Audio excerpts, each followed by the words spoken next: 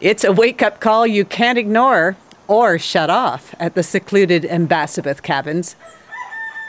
Nestled between the beautiful Blue and John Crow Mountains in eastern Jamaica, waking up with the birds and the whisper of swaying palm trees high in the Rio Grande Valley.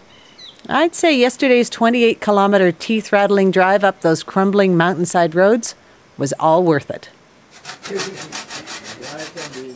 The Ambassador Eco Nature Cabins is a creation of the local residents' Bowden Pen Farmers Association.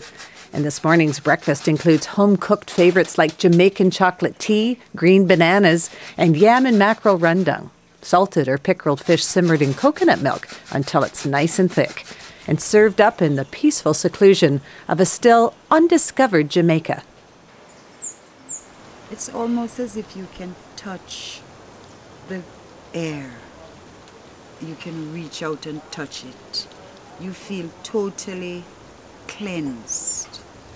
You have no cares. You do not think about the material things.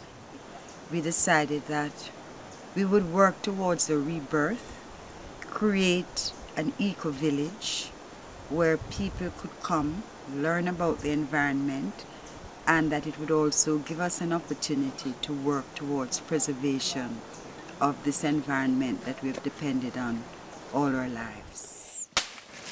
Local guide Peter Higgins is helping preserve the natural and cultural heritage of his Blue Mountain home, sharing his love and knowledge with guests coming here to hike the historic Kuna Kuna Pass Maroon Trail.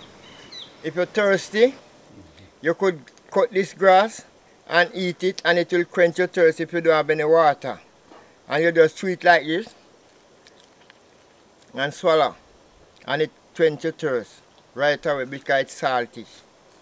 Hydration grass. Yeah. The Kuna Kuna Pass Maroon Trail was used by African runaway slaves fighting for their freedom over 300 years ago. And it was nearly wiped out in 1988 by Hurricane Gilbert. The 8-kilometer trail linking the parishes of Portland and St. Thomas is now fully restored and cared for by folks like Peter Higgins, who shares some fascinating stories of the Jamaican Maroons battling the British colonists along this trail high in the hills. Some of Peter's stories are legends of Maroon warriors transforming themselves into trees along the trail, and all led by the famous heroine Nanny, who had some amazing powers of her own, including the ability to catch cannon and rifle balls between her buttocks and return fire.